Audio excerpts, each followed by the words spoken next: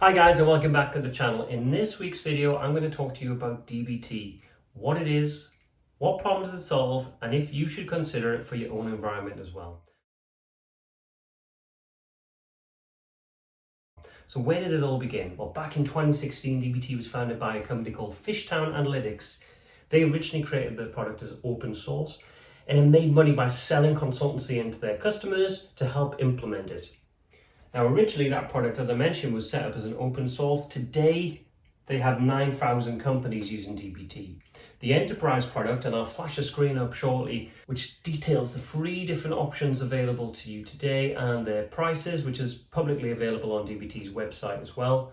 But the enterprise edition, DBT Labs, has 1,800 customers and it's grown very rapidly indeed. 6 times the annual recurring revenue they did in 2021 alone. So what makes it so popular? Well, just last month, I'm recording this video in March 2022, in February, they were able to secure Series D investing of 222 million. Now, notably, Databricks and Snowflake were part of the investment team that helped fund that round of Series D investment. That values the company on those figures at 4.2 billion. So it's very popular, it's grown all of the time. Obviously, those companies see a lot of potential in it at the moment. Over the last 2 years, it's almost become the de facto standard or the industry standard for data transformation. So on the next couple of slides, I'll explain exactly where it fits in and what problem it solves. So before we can understand where DBT fits in, we need to just do a brief history lesson over ETL versus ELT. Now, if you don't know, ETL stands for extract, transform, and load. And this came before the advent of cloud computing and highly scalable, elastic compute available in the cloud today. So this is when you had your on-premise technology in your data centers within your own organization. In that case, you had your data sources. They were typically your customer-facing systems, your transactional systems, sometimes referred to as OLTP by the technical guys. Now, you had data feeds coming in to your data warehouse platform.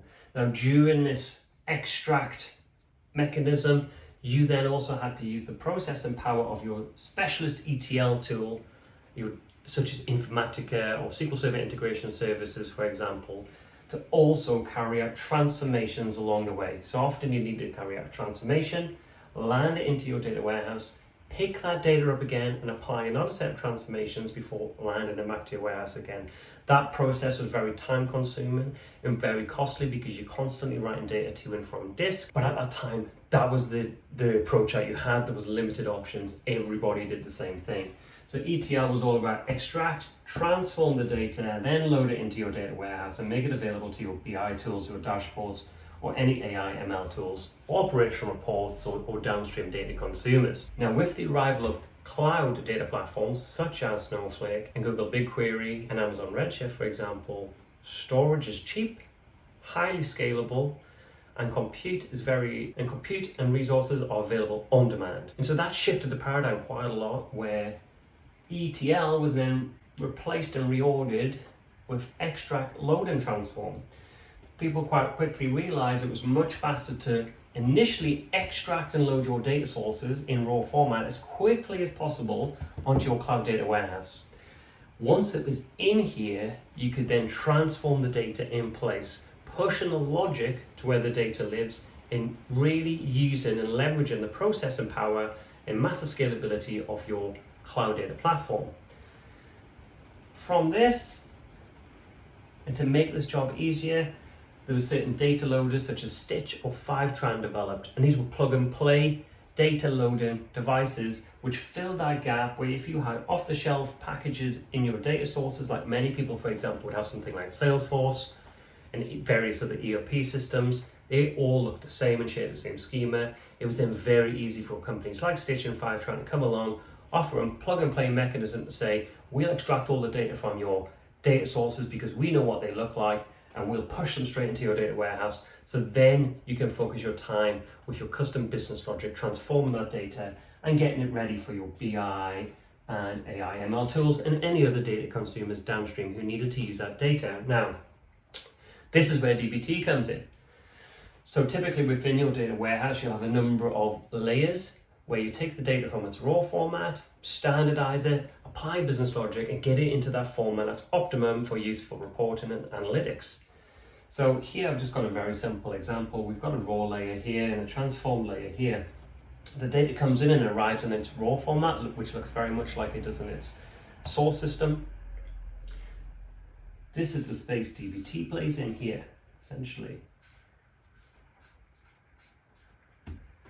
And what dbt does is it lets you as the user just use SQL predominantly. That's not the only case, but we'll get to that in later videos. It's not really the subject of this one at the moment, but predominantly you can use SQL.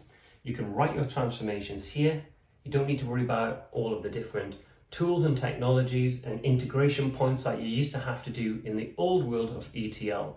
That allows you then to spread that work and democratize your data, which is a term that's used more commonly these days.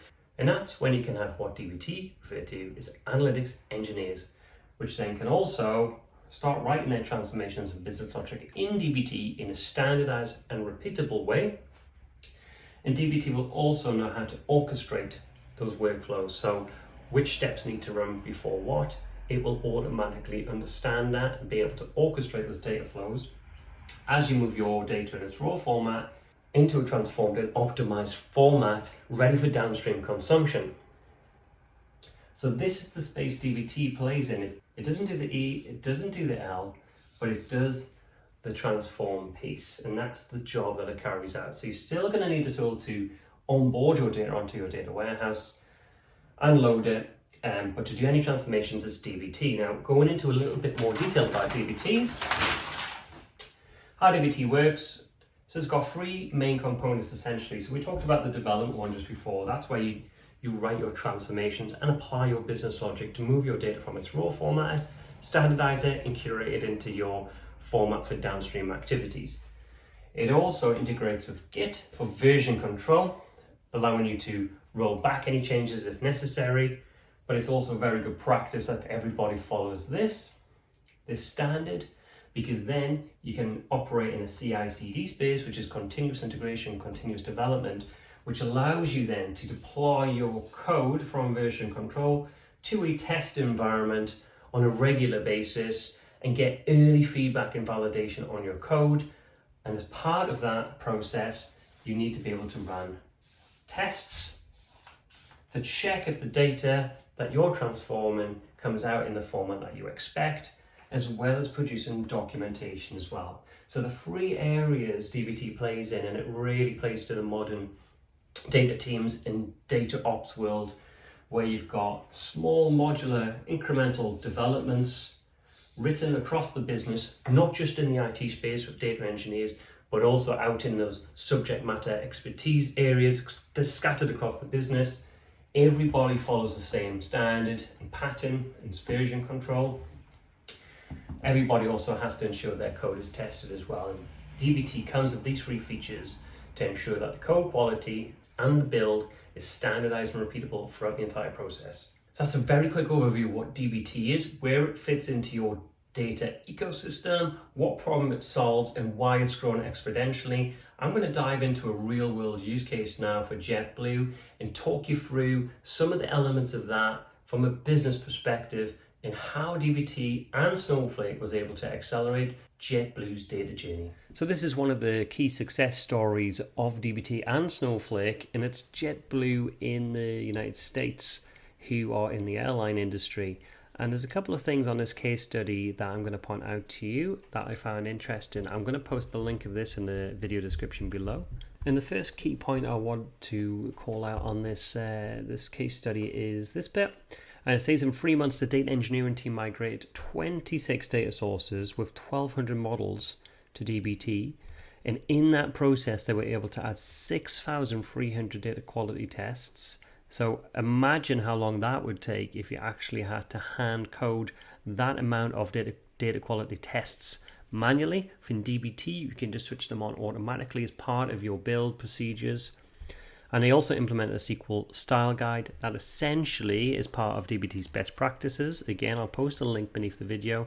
But if you're interested, they make available their own style guide and Essentially what that is naming conventions and configuration for the model process and the coding standards they use throughout their project.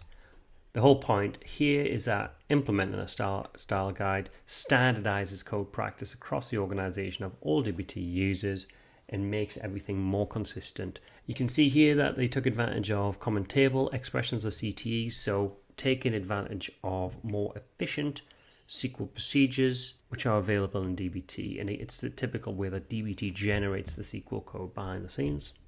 And as a byproduct then, you can see that it's freed up their data engineering team to do more things. So that basically means add more value, and they're able now to double the number of data sources available within Snowflake and DBT because of the economy of scale and the efficiency and automation that DBT provides. The next key point is here, and this is all about the business process. So one of their data engineers is quoted as saying that every C-level executive wants more questions answered with data. They want it faster and they want it in many different ways. I'm sure this sounds familiar to all you guys out there. Given these C-level executives, the data that they need doesn't come with an increase in cost of new infrastructure. It's literally Snowflake's pay-as-you-go consumption-based model. So you pay based upon how many credits you spend, and credits are directly related to the amount of compute, so the amount of activity that you're working on the data with. If you don't touch the data, then you don't actually pay any more money. Mention here that they couldn't work on their legacy system, which used Microsoft SQL Server Integration Services pipelines. By doing that, they just needed to rebuild everything from the ground up. So what they decided to do was, when they went with DBT and Snowflake and rebuilt the data infrastructure and data workflows, they eliminated that data engineering bottleneck. So if everybody from around the business is asking for data, they're all going to the data engineering team. That data engineering team then needs to onboard the data sources, transform the data before they can make it available and fulfill the requirement.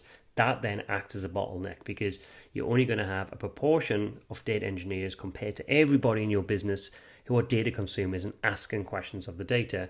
So by changing their approach, adapting to the needs of the business, Snowflake was brought in with DBT over the top, and that allowed analytical developers to help create those pipelines in a consistent and repeatable way that DBT supports. And this is a really great example here where, again, the guy who works for JetBlue that they interviewed says data engineers spend all of their time in the data, but they aren't necessarily the experts of how it's used by the different business functions to generate insight. So what he's saying there is, you've got data engineers who are highly skilled technical people who are understanding how to orchestrate and build data pipelines, but they're one step removed from the business. So they don't necessarily know exactly what the business needs. So often you'll have the business ask a data engineer for something, the data engineer will make some assumptions and deliver that data back.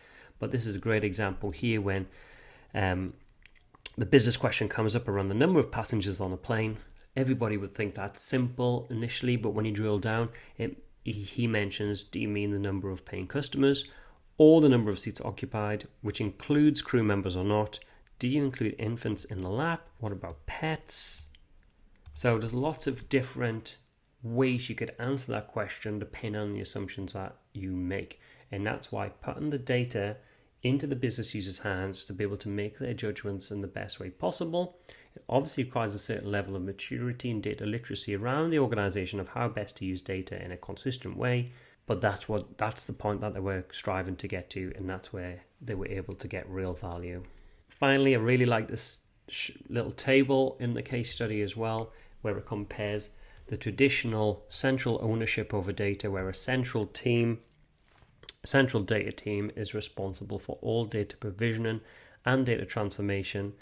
Data quality testing is minimal, happening only after the data set is deployed. Data transparency to the business is low. The warehouse maintenance is ongoing and expensive.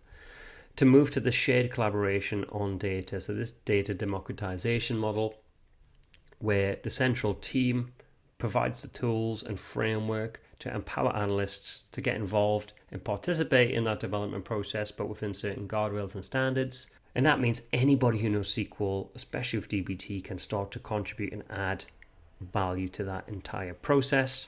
Compliance is also catered for because DBT can produce really good documentation out of the box with a click of a button.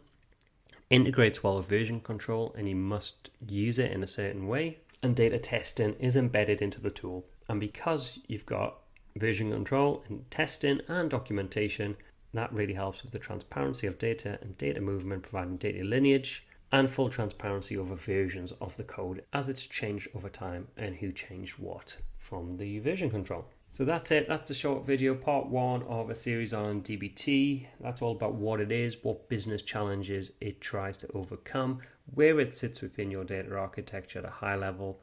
In the next videos, I'll be getting into more detail in terms of how then you set that up for the first time on top of Snowflake and integrate it with version control before we move into more processes around creating models and getting our hands dirty with the code. I hope you found that useful. If you did, don't forget to like and subscribe. New videos coming soon.